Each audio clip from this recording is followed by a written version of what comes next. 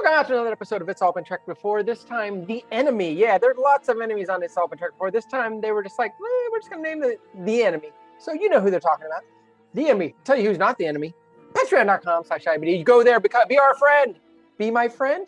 Go there and be our friend. Don't be our enemy. Patreon.com/IBD. Real easy. Become a Patreon, a patron, a friend.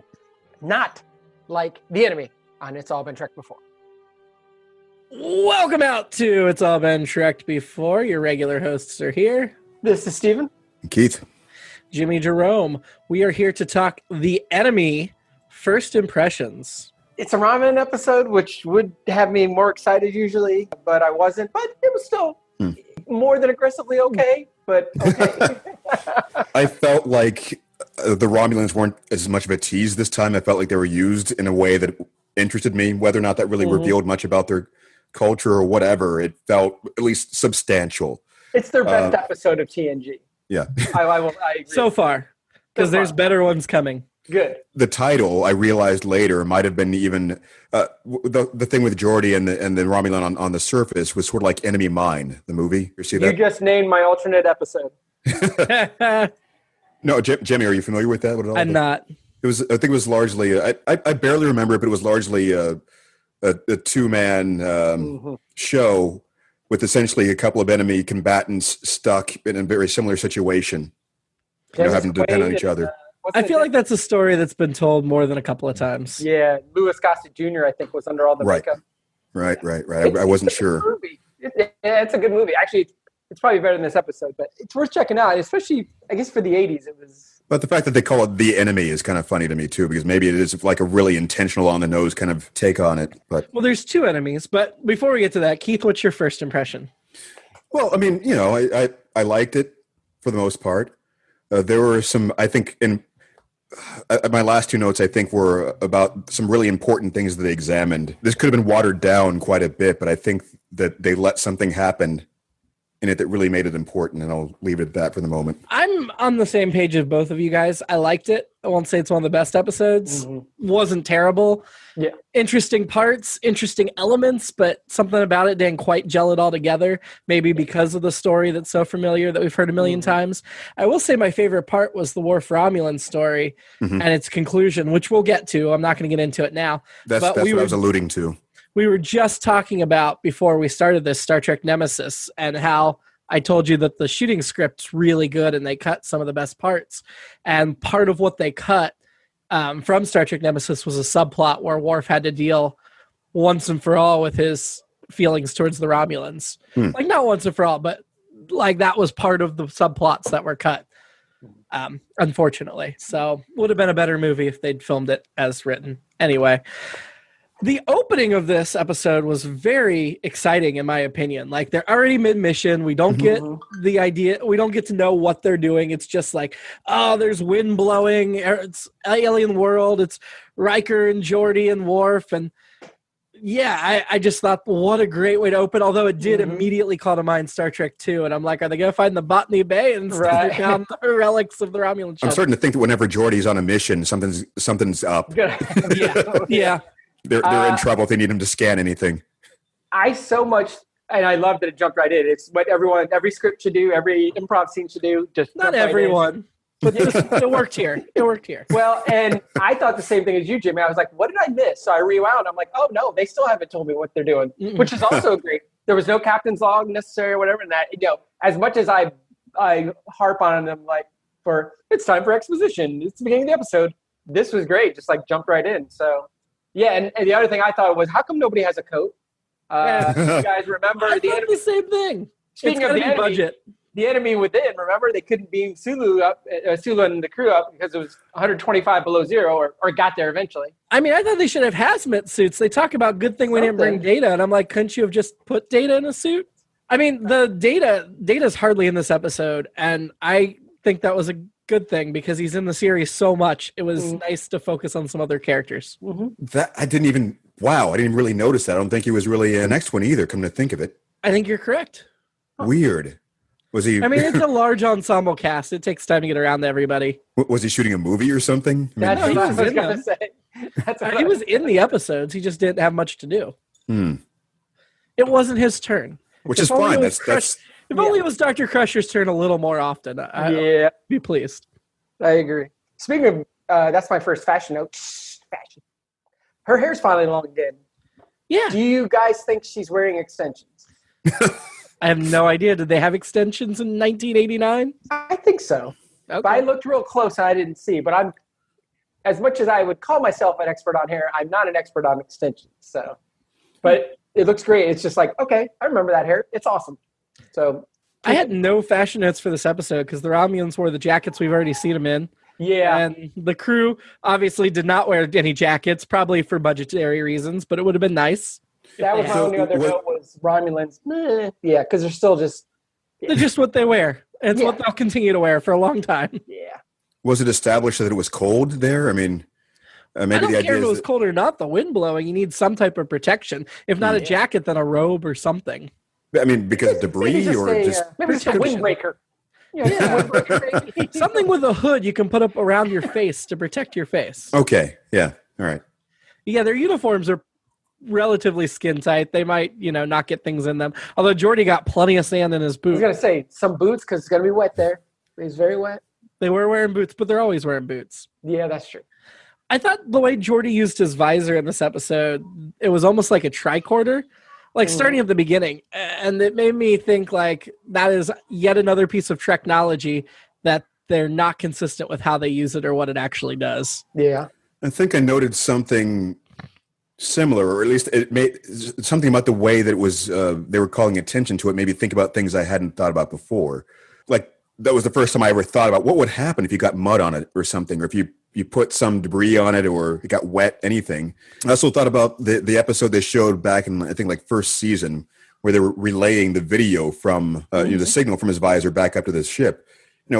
Why wouldn't they have constructed something like it just to carry around like a tricorder? Just like a device where you can look at the video of it and scan things. I mean, yeah, you would think that would be useful, right? You mentioned it falling in the mud. It really bothered me that Geordi didn't even attempt to wipe it off or rinse it off before he put it back on. I get that he's blind and he's not going to like cover his vision necessarily, but still you don't want to get infected from bacteria in the mud getting into your eye sockets. Yeah. Should have at least like blown on it or something, or maybe given it a shake. Well, he rinsed those other things off in the water. He should have rinsed it off in the water. Yeah, I just wanted to wash my hands and everything for that entire segment. Oh, it was pretty gross. Yeah. Worf has an odd way of fighting down on the planet when he meets the Romulan. He holds his hand back as if he's building up power and then strikes. And I'm like, why is he holding his hand back? Iron Fist, it needs to charge before. Yeah, he was silently saying Hadoken, just like, just worry. It's a Klingon thing. You wouldn't understand. So Worf and Riker and the Romulan beam back up, and man, that stretcher they wheeled in from sickbay looks comfy. I want to sleep on that stretcher. It was so padded, like all these big. Have they shown anything like that before? I don't think so, or I would have noticed it. I don't know why, but it had so many big, thick cushions. Worf saying naturally, make sure there's a guard there, and Crusher just going like, is it? Oh, that's so ridiculous. Why would you want to, guard a Romulan prisoner? I think her attitude was more, this guy's severely injured. He's not going to hurt anybody. But still, I mean, they did have guards there later in the episode, so clearly they listened. I really liked the line after they beam back up where, I can't remember who says it, but somebody says, beam some of those ghosts back. One of them might be Geordi. They're like, yeah, why aren't they trying to beam some stuff back? Yeah, what do they beam up? Some an electromagnetic storm? I mean...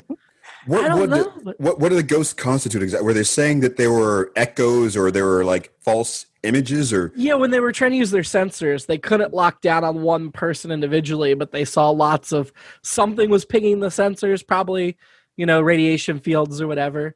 But they weren't even trying to beam them up. And it's like, yeah, beam them up. I would like to, at the least, that's an interesting thing to explore. Like, what would happen if they had done that? Maybe just a quick explanation saying we could beam up dangerous radiation, or if you beam them up within a force field in the transporter room and then beam, I think there'd be ways to do it safely. Or worse, if it was like a partial transport of Geordi or something, like it would tear them apart. I don't know, something. Oh, now that's gruesome, Keith. That's real gruesome. But you're right. If they're having trouble getting a good lock, how do they know they are getting the full body? Yeah. Well, then they would just go and get an old record of Geordi beaming up or down, and they would just replace it with that. I know. So I forget. Have we established that they've actually done that yet? I think there was one episode where they did that. And then they'd still have the mutant Geordi around for... I thought it was interesting when Dr. Crusher said there were too many subtle differences between Romulans and Vulcan physiology when she was examining them, because they did split off from the same race. It's odd to me they've branched off so far, and she but they still look physically the same. She said Romulans' molecules are too complex. Yeah. I don't know. I don't know what that means. Something about the pseudoscience of that. I feel like there could have been better explanations now that you mention it. But something that would make it more likely that a Klingon would have what they needed to, rather than a Vulcan. Even though we hardly ever get to see Vulcan crew members anyway. But that does seem... Well, we haven't seen Salar in over does she exist? Is she gone? What do they... I don't know. She never comes back, but she's in plenty of the novels. So she's still in the ship, theoretically. Apparently. She is actually the chief medical officer of the USS Excalibur in the Star Trek New Frontier book series. So eventually she leaves the Enterprise to go serve under Captain Calhoun. She's a lead character in that book series, along with several other one-off guest stars from Next Gen. But yeah, I think there needed to be something to explain that a little better. Now that you mention it, it just doesn't make much sense that a Vulcan would be less likely to match or have whatever a Romulan would need than a Klingon of all people. The Romulan on the surface was not very good at resisting interrogation, where he's like, I'm not going to answer any questions. And Geordi's like, are you alone? Yes, I'm alone. I'm not going to answer any more questions. I didn't catch that. So Baccarat, whatever, something. When he was holding the phaser on Geordi, he was doing a Riker pose. It was sort of like crabcore. When they, you're familiar with that genre of metal? No. Well, the videos you have the guys squatting down so far to the ground they're like crabs. Oh, okay. Playing the guitar. So you didn't catch. That's what he looked like. He had his leg propped up. I wish I had a picture or something. Had his leg propped up on the rock, but he was squatting all the way down. So that his crotch was just this far from the ground and still holding the phaser. Oh, the Romulan who I said was bad interrogating was the one in sickbay, not the one on the planet. The one on the planet hadn't showed up yet. I'm sorry. Okay.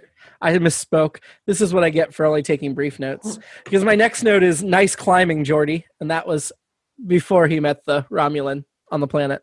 I really liked his climbing out of the pit with his homemade spikes. Oh, that was really cool. That was awesome. Yeah, that's the coolest thing LeVar Burton's got to do in 3 seasons. Yeah, the engineering aspect of it. That's a really good. Perhaps you would call it a show not tell moment of the idea of this is what that kind of knowledge means. This is what he could do with being able to see the ore and having some kind of education that would allow him to take advantage of primitive situations, even with just limited technology. Well, limited, you know what I mean? But yeah, it's like Kirk building weapons against the Gorn level of ingenuity. It's MacGyvering in Star Trek. Yeah. Wes and the pulse probe, the beacon, neutrino beacon. First of all, it seemed a little easy that Wes got so excited, I got a solution to this immediately. But what was more confusing to me was when Geordi saw it, he immediately goes, "Thank you, Wesley Crusher." Wesley's the only one. Is he studying neutrinos or something? Nobody else on the whole engineering team would have thought of that. Well, there's only a dozen people on the the thousands on the roster that would know. Only 12. Yes, let's see. It's not Worf. It's not Riker. It's got to be Wesley. Wait! You forgot the whole engineering staff. Yeah, he never talks to them. We never see them. So he's only their boss. just like he, in the holodeck episode where he was with the ghost of the scientist, essentially. Yeah. So Picard gets on the radio view screen with the Romulan captain, and when he gets off, Troy's like, I sense great hostility behind his smile. And I'm like, duh, the Romulan had no poker face. It wasn't hidden. The hostility was there. I could have told him that.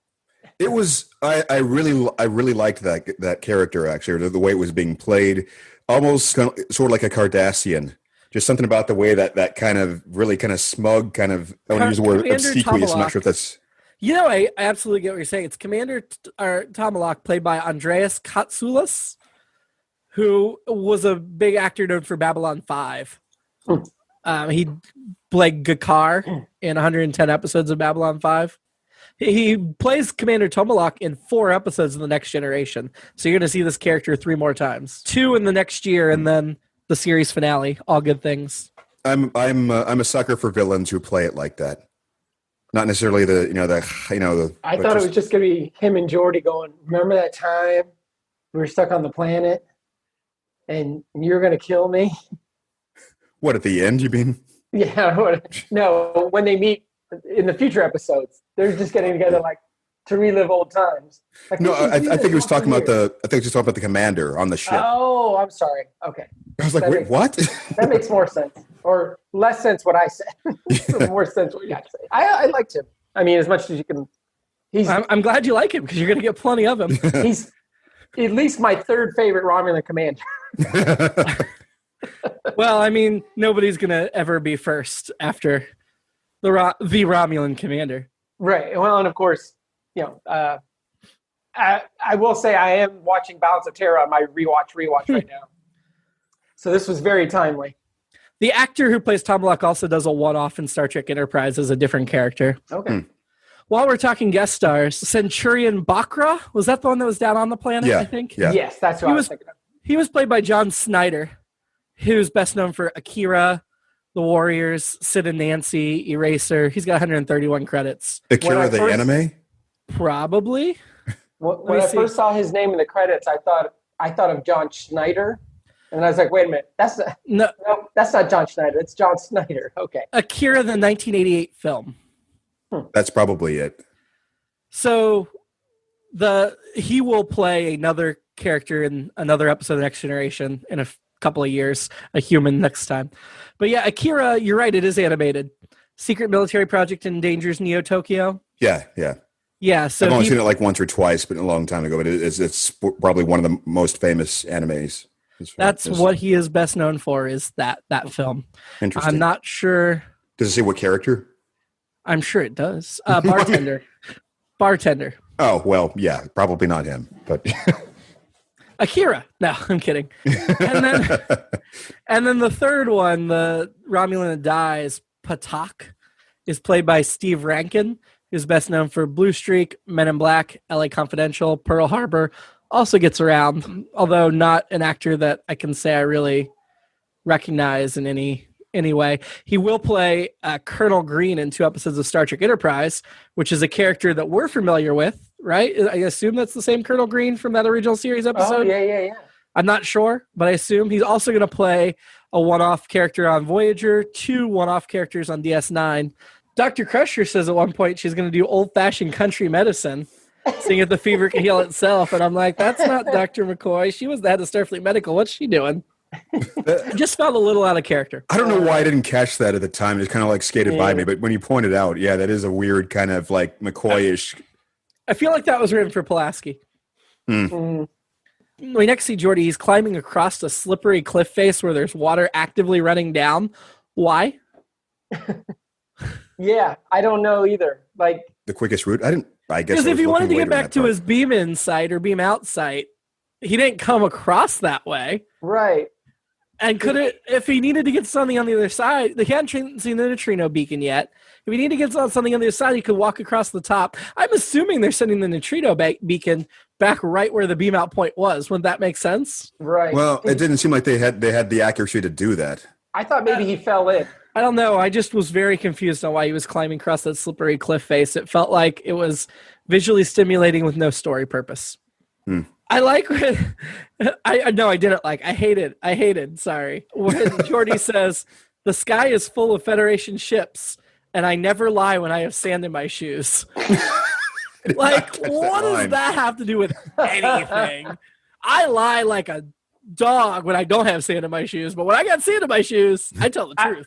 I thought he had a little sand in his shoes. He had like a sand bar in his one. Oh my God! There's no way he was walking in shoes like that. No. Let alone climbing across the slippery wall. No way. So when Geordi carries the Romulan to safety, saves him from the rocks falling on him, why doesn't Geordi take 2 seconds to disarm him? I didn't understand that at all. I was like, come on. I mean, wouldn't that be part of your training? I feel like Geordi just acts dumb the whole time he's on the planet once he gets out of the pit. Before he gets out of the pit, he's brilliant. And then he gets out of the pit and he loses all sense. Maybe it's the radiation messing with his brain. They talked about that was happening, but... Yeah. That's actually I don't think that's a bad explanation, but I think there was also the aspect of him trying to extend an olive branch. I think he assumed that extending some sort of kindness or trust would be reciprocated, which is why he was like, come on. After he got into the cave and he pulled the weapon again. Well, he doesn't have the experience of the Romulans I have, because I would never let them do that. You would just make out with them. Well, yeah, Joanne Linville, the Romulan commander, I would let do that.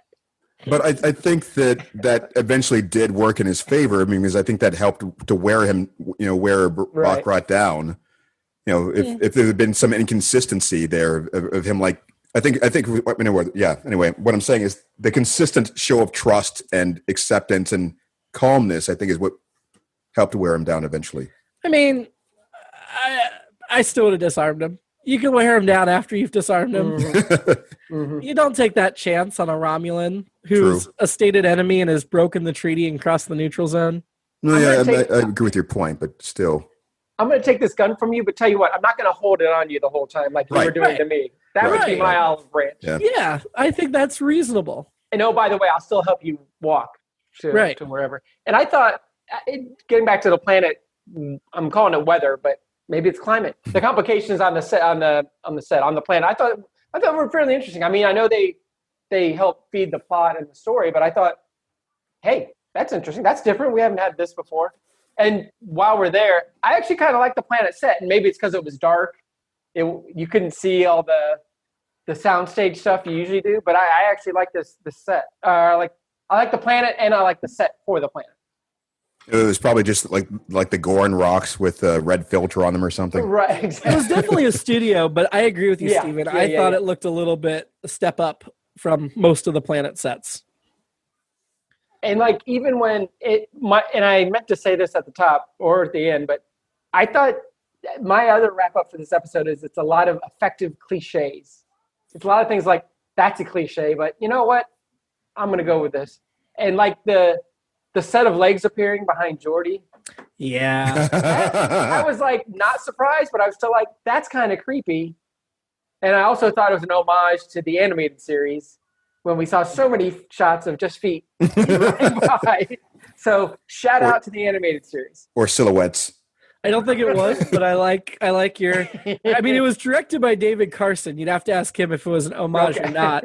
But this was the first of 4 episodes of Next Gen. He's going to direct. He next directs Yesterday's Enterprise, which is a big one. He directed 4 episodes of DS9, and he directed the movie Star Trek Generations.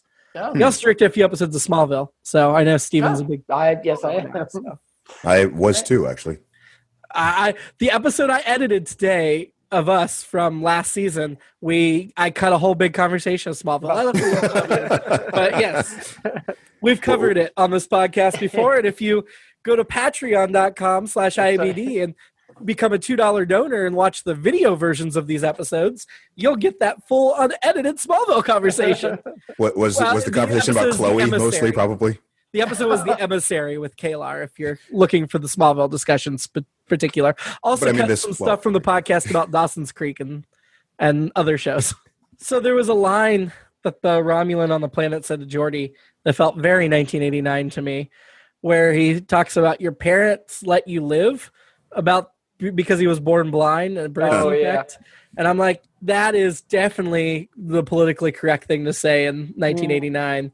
Not that it's not politically correct now, but I feel like that's something that was preached back then and is just taken for granted these days. Yeah. Yeah. Well, all right. So that's an interesting thing to point out about Romulan culture. Is that something that had been established in other media about how they're supposed to believe? I mean, I'm not sure if it was established before this, but I feel like it's been reestablished after this. They took this and took it as fact. Because it felt since you mentioned it being a sign of the times, it could have been a a dig on some other foreign culture. And I think I've heard something about certain European cultures that believed that if children were born with any sort of defect, or if they knew they were going to be born with some defect, they should be just killed or whatever. And when you say European, you're talking about the Nazis, right? that's a good example, I suppose. Always good to talk about the Nazis on this podcast. This is the Nazi part of this podcast. Yeah. It's an unpopular opinion, but I days. think Hitler did one great thing he should be admired for. Killing himself? Exactly. He killed Hitler. Oh, Only Hitler could kill Hitler. So the Romulan commander, Tomalak, when he's talking to Picard, he makes the argument you would measure territory against a man's life. And I thought Picard acted weird in this whole exchange. And at that point, I'm starting to side with the Romulan. Like, honestly, but he was the voice of reason, and Picard was just not even promising to give him his officer back or anything. It felt very odd and out of character. I would think Picard would be like, look, we got men down here. Let us get our men, and then we'll bring him to you. No problem. But instead, he's like willing to start a war over this guy crossing to get his man back. Yeah, and the Romulans were obviously unreasonable too. But yeah, I thought so too. And it was kind of like a couple episodes back where we were like, why is Picard all of a sudden playing a hunch? It felt like he was like, I got a hunch, or whatever, that there's more to this. And he was right, but still at the time. Well, it's even more baffling, and this is skipping ahead. I won't go back, but it's even more baffling that then when they beam up Geordi and the other Romulan, Picard immediately hands him over. Because it's like, if you're gonna want to keep the first Romulan prisoner, why don't you want to keep the second one prisoner? It doesn't make sense to me. I think that was more about him blustering to buy time. He wanted to get Geordi, and he was trying to kind of puff up his chest to keep the Romulans at bay till they had everything under control. And also, he was trying to work out the thing with Worf. I think he was hoping to be able to bargain, but in the meantime, he was falling back on the image of what he needed to project to keep things at a standstill. I guess, but I feel like Picard knows better and could keep things at a standstill by being honest. Just appealing to his sense of humanity. Or Romulanity. I don't know about that. I mean, if this commander cares so much about this crewman, then he should understand why Picard cares so much about his away team. Yeah. I think he cared more about the security of it, or rather the security risk of the crewman being out there, rather than, or at least that's the way it came across to me. It wasn't so much value of Romulan life as it was. But the way he presented to Picard was valuing his life. See, I thought that was a blatant manipulation.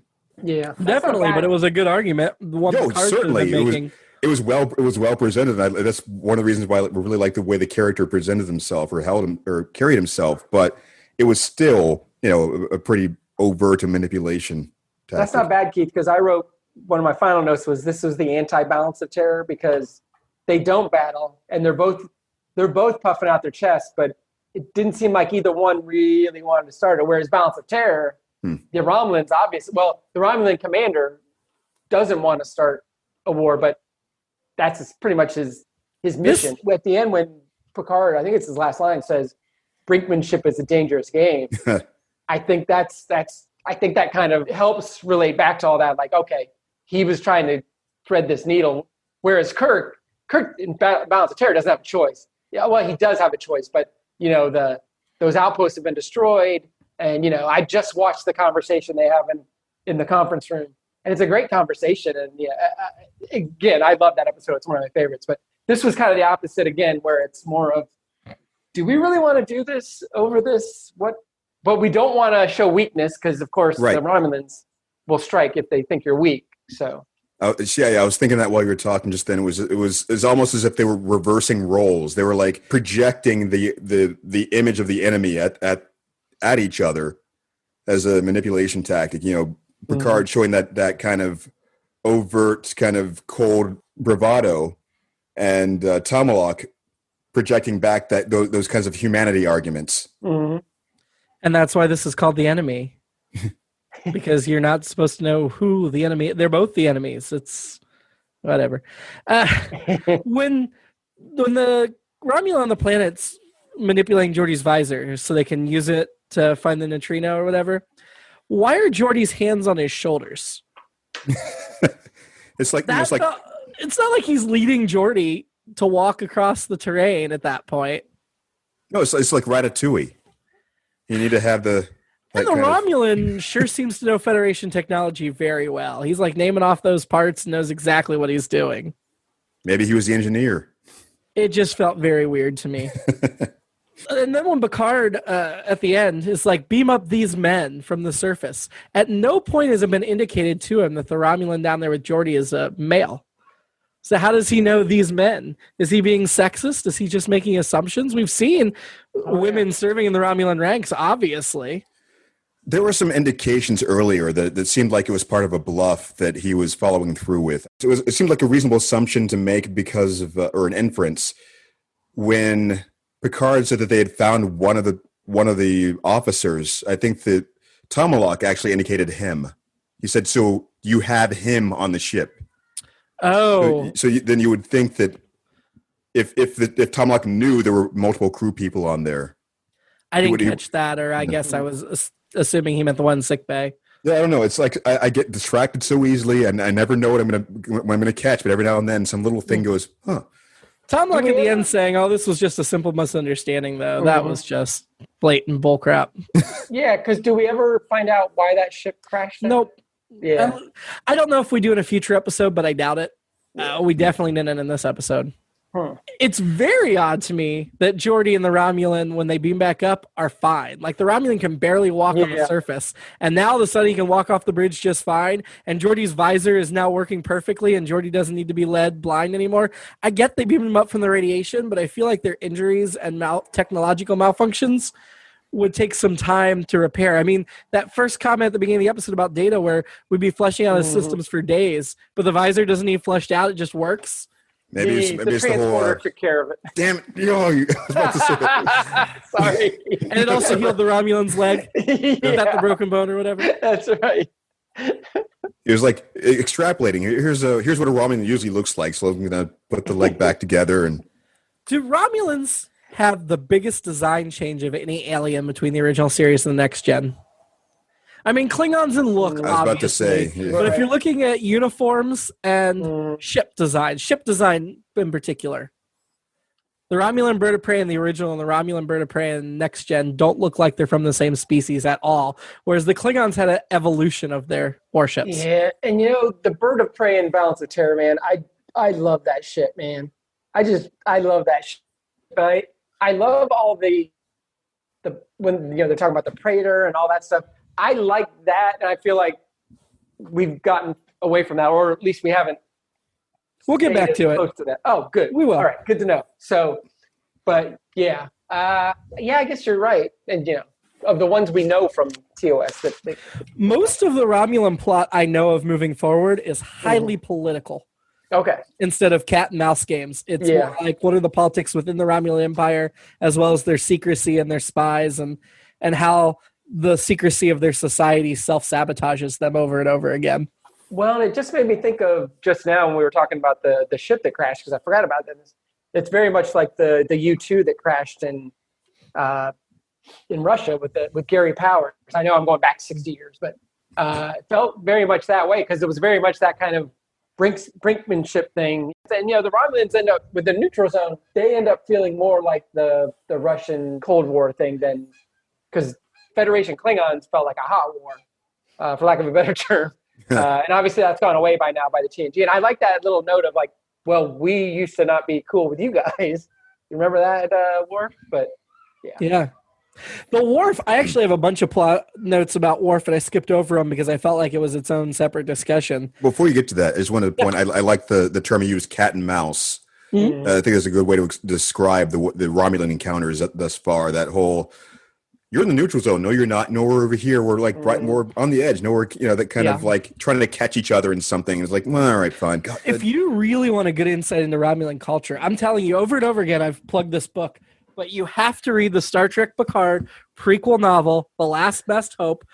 One of the main characters in this novel is a Romulan scientist who is the whole thing is talking about the implosion of the Romulan star and the Empire collapsing, because that's a known event that happens in Star Trek that's been covered on a few different series, including the 2009 Star Trek. They talk about just the manipulation and politics that go into what information he's allowed to receive versus what's held from him and everything. Mm-hmm. It's a wonderful example of the Romulan culture. The first thing we really get of Worf after he says, "No, I'm not saving this guy," is he goes to Riker's quarters for advice. And I like that he goes to Riker. I think they've got the bond. I see that, like, big brother, little brother relationship. I get it. You know, Riker's been a mentor. But what struck me about that scene is when Worf walks in, Riker's doing shots by himself in his quarters. I didn't catch that. I'm like, I get if he's having a drink, but he's not having a drink. He's doing shots. That just tells you everything you need to know about Riker while he's working. Like, he's clearly still on duty and working on his computer while doing shots. Oh, maybe he's working. But I do really like what Riker tells Worf about forgiveness in that scene. That was a great conversation. Yeah. That might have been one of my favorite scenes. Actually, all of my favorite parts of this episode are Worf's storyline here. I mean, that is a great scene. Crusher making Worf watch him die, like calling him back to sickbay because he's almost dead. I wrote down Dirty Trickster Crusher, and that's a compliment. I don't think it was Dirty Trickster. I just think she's like, if you're going to kill this man, you're going to have to watch. No, but I mean, getting him there was sly. But yeah, right. I liked it. But yeah. Well, he didn't stay all the way. And then he goes to Picard, and Picard begs him to spare this Romulan's life. And I really support the decision that they let this Romulan die because of Worf, and Worf never came around and never embraced the Starfleet ethos, because that's such a much more interesting story than the pat cliche of, oh, well, I'm going to learn to forgive my enemy. Yes. And it also leaves that door open that we can keep exploring that Worf-Romulan bias down the line, because he doesn't deal with it here. He doesn't resolve it here in any way whatsoever. And it also kind of makes me think, you know, Worf and Geordi came up together. They were both the junior officers, the junior grade lieutenants in the first season. And in season 2, they were both promoted to heads of department, but Geordi was at a higher rank than Worf. And then they both got promoted this season, but Geordi remains at a higher rank. And I'm like, this is the type of behavior, because we've seen Worf do stuff like this before, that's probably keeping Worf behind in the promotions a bit. Like, he's not a bad officer, but he clearly still has more to learn to be what Starfleet's looking for. And I just loved everything about the plot, and it's unsatisfying, but also excellently complex ending. It's great that you got to see the contrast in the situations and in the people, as you're saying, with Worf and Geordi. So 2 important distinctions. One, I noticed that Geordi and Baccarat were forced to cooperate with each other to survive, you know, to get through that situation. And the approach from Baccarat was much more of a soldier kind of following his training by reflex. It wasn't really necessarily a deep hatred of Geordi personally, or of humans at all. It was just, I'm on my guard. I have my guard up. This is what I'm supposed to do. And that could be reasoned with at a point. You know, the situation is dire. We can kind of talk through this and we need to do this together. Worf, on the other hand, you know, this is a perfectly sterile situation where it is purely, I mean, there wasn't any sacrifice involved to him other than for his pride or his understanding or mercy. And it was just I mean, him having to be moved to forgiveness out of nothing.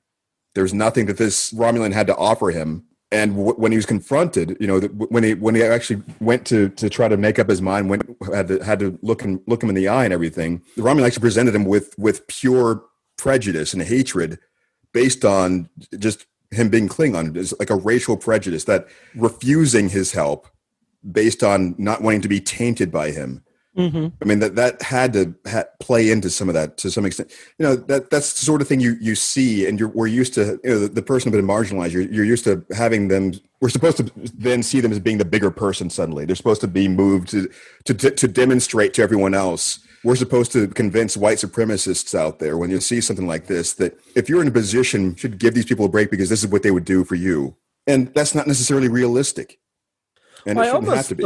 I almost thought the Romulan's words there would have gotten Worf to act not out of a sense of I'm better than you, but, oh, you want me to let you die? I'm going to do what you don't want so that you can be tortured by this stuff in your system for the rest of your life. Yeah, see, I thought that's where they were going as well. I know I'd seen this before, but I'd forgotten the details. And frankly, as with most of these things, I get so much more out of these things now than I did like 20, 30 years ago, whenever. It's just, there were just things I hadn't learned yet. Going back to the analogy, I try to put myself in that place. It's an imperfect situation, because it'd be one thing if we're part of my duty, if we're a soldier of some sort.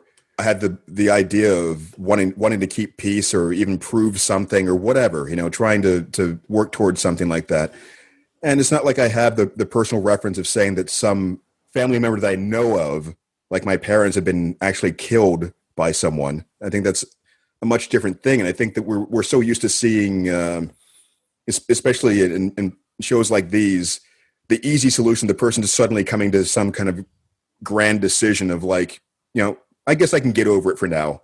And, I think that's why this was so jarring, because we're used to everything being so easy. Yeah, we've talked a lot about this episode being good, not great, but the Worf stuff was great. Just, it elevates the whole episode, and it makes me want to rank it higher than I would otherwise when we get to that.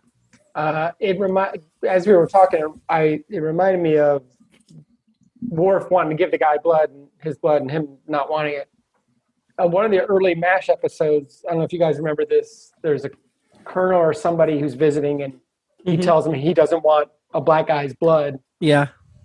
Then there's some blackface shenanigans. In that episode, though, he comes around and realizes, oh, what a mistake I made, and apologizes to the black nurse, Ginger, by the end of it. So I say all that to say I agree with you guys. As much as I love early MASH, that's exactly why what you guys just said is so great, because that extra step of that has happened many times before. Obviously, it's a sitcom, but still.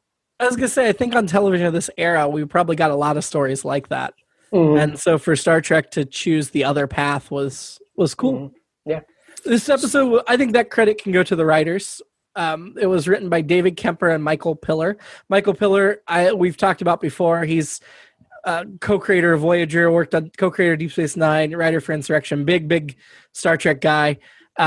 David Kemper, on the other hand, wrote 3 episodes of Star Trek. He wrote Peak Performance, which we already saw, of Next Gen. That was the one where the crew of the Enterprise participate in war games.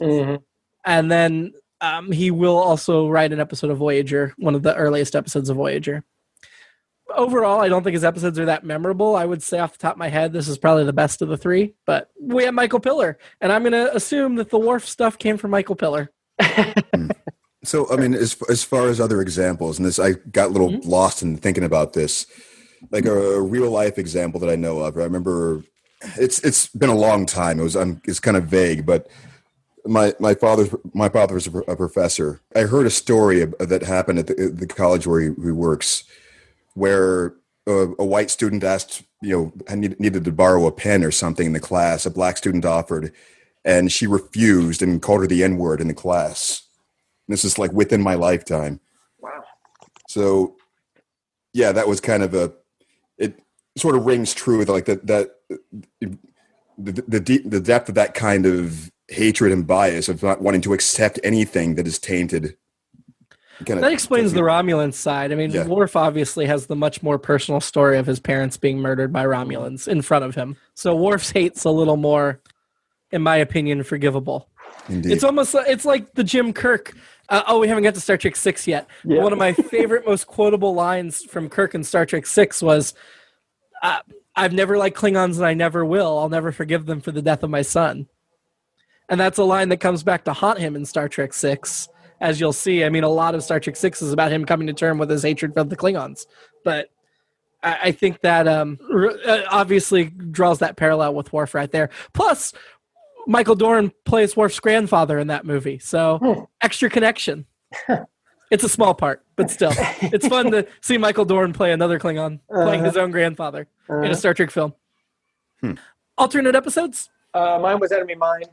Oh, yeah, you said that. Yeah. Sorry.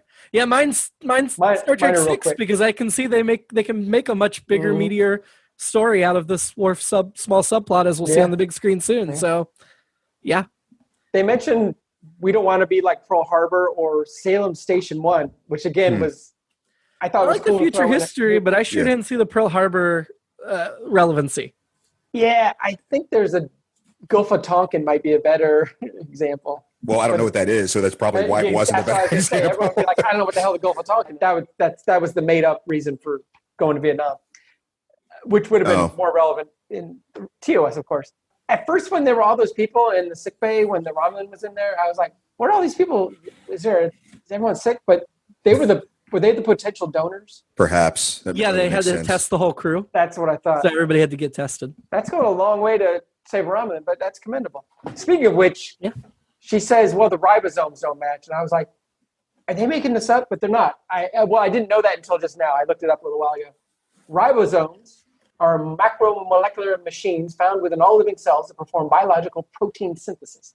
Ribosomes link amino acids together in the order specified by the codons of messenger RNA molecules to form polypeptide chains. So they're a real thing. I thought it was just made up word. It sounded like chromosome, but yeah. I mean, what I would want to know then still is how are they different? Yeah. Well, I mean, how could the cross species thing, or how could these things be incompatible or more compatible between specific people that? You know, they cure the common cold, but they can't get ribosomes. This applies every time every time Geordi takes his visor off, my eyes hurt looking at those contact lenses. When I take my hat off to LeVar Burton once again. So do you think they were contacts and not or they were practical effects and not some sort of digital thing? Or oh yeah, no, he's on record of saying they're practical and they were painful. Which then made me think of Where No Man Has Gone Before, where Sally Kellerman and they both had like essentially pieces of tin in their eyes. It wasn't quite tin, but it was something along those lines. Speaking of those eyes, I knew this line was coming. Speaking of cliches, when the Romulan on the planet with Geordi goes, then I will be your eyes. It's like, wow. Wow. Yeah, that was a rough line. They also should have made out right then. I was like, oh, come on. There's a little bit of the needs of the many talk in there, a little bit of Khan. Wrath of Khan, which again makes sense. My appreciation for the way they did this is just Picard's part, as you just mentioned. Not only do you have Worf and you have the Romulan, they're not backing down. Picard also didn't back down. Mm-hmm. He was still committed to letting Worf learn this lesson and just wanting him to decide for himself. And just there's something about that moment when you feel like you knew that he was about to give him the order. Worf's face looked like he knew he was going to give him the order, and he didn't. And just that moment of like, okay, well. I mean, you could argue Picard's responsible for that Romulan's death, but I agree with you, Keith. I liked that he took him up to that point and then refused to give him the order and let him make that decision on his own. Yeah, just great stuff. So that's it. Yeah. Ranking the episode, how annoying was Wesley on a scale of 1 to 10? I thought he was fine. I gave him a 1. I was expecting maybe Jimmy to go to a 2 because of the whole. Both because of Geordi recognizing immediately that it was him. Oh. Yeah, I'm going to a 2 because you are. He was too excitable with the neutrino and then the Geordi giving him. But just a 2, which makes his average a 1.3. Yeah. Who was your annoyance of this episode? Even though the only good Romulan's a dead Romulan, my annoyance of the episode is the dead Romulan. Yeah. That was Patak or whatever. Yeah. That's not a bad annoyance. Keith? Same. I mean, I almost would have gone with Baccarat. There was just something about there's something a little stilted about the way that things were going down there on the planet at first, but obviously he saw reason and came up, and it was a very redeeming moment. Even though I guess I also didn't know that it was a little convenient the way that everything wrapped up in that way, but at the same time, I was okay with it. I was like, I'm relieved to just let so that they didn't deserve to start a war because of all that, and let's have a good balancing effect. But anyway, my point, just my answer, I guess, in short, is the talk. Yeah. So. Do you guys know how to play Baccarat? Speaking of, I should learn, but I don't think I ever did. I used to know. I knew how to play as a kid, and now that I could play it in a casino, well, eventually I could play it in a casino. I forgot how. It was invented by Burt Bacharach, right? It's what the world needs now. It's love, sweet love, and man. Baccarat. That is the James Bond game, right? Yeah. My annoyance this week is going to be Picard for the second time this season because of my arguments of I didn't think he handled the confrontation with the Romulan ship well. I didn't think he was exhibiting good Starfleet morals. He was almost saved from being my annoyance because of letting Worf make the decision himself because that was not annoying at all. But I had to go with Picard. Crush of the week. Anybody? I'm sticking with whoever I was with. Oh, is it Leah? Patches? No, it wasn't Patches. Leah from the Booby Trap. Yes. Did you say Patches? Yeah, that was the week before. The cat Oh, I was like, from the bonding. Yeah. The bonding? Yeah. Yeah, Leah Brahms. Leah Brahms is great. Oh, that's right. I'm switching to Dr. Crusher Jr., the redhead that came to the transporter room and helped Dr. Crusher in sickbay that looked like a slightly younger version of Dr. Crusher. Mainly because I always have a crush on Dr. Crusher, and if there's a lookalike, I'm going to take it. And of course the lush stretcher. That stretcher's pretty comfy. Like, the bed. Yes. You can bring that stretcher to my room and show me. I can help her use it. Keith, who was your crush? Sticking with Leah Brahms? Yeah. I mean, it's okay. These are I get distracted so easily. I keep missing little things and just all right. Sure. Ranking the episode. This is only the 7th episode. Let's just go with comparing it to last week. Better or worse than Booby Trap? I feel better. I mean, I like the puzzle of that. That's tough. I would put this below Booby Trap because while the Worf parts of the episode were better, that wasn't the meat of the episode, and I thought the meat of the episode was weaker. That's fair. I mean, this is so close right now, but yeah, I don't feel strongly either way. Well, unfortunately, to go, Booby Trap's at number 2 right now for the season. By the way, right below that is the Survivors, which were the Uxbridges. Okay, and that was. Yeah, that just had, to me, the one saving grace. Yeah, I mean, I liked the Survivors, but I would probably put this above that just because the Worf story was so powerful. Yep. Yeah. This feels like recency bias, but... I mean, we're only 7 episodes into the season, so it's all kind of... number 1 so far? Because I feel like they're all... Number 1 is Who Watches the Watchers. Okay. So we put this number 3 underneath Booby Trap? Yeah. Okay. The next week, we're going to talk the price. While the Enterprise hosts negotiations for control of a stable wormhole, Troy forms a personal relationship with an opposing negotiator, unaware of his true being. Until then, live long. Forgive your enemies sometimes. And or prosper. But not all the time. But not all the time. Sometimes. Unless I will never forgive you, Keith. But only if you're ordered to do it. I've always hated Keith, and I always will. I'll never forgive him for the death of my son. But give blood at the Red Cross anyway. Give blood at the Red Cross. It's needed.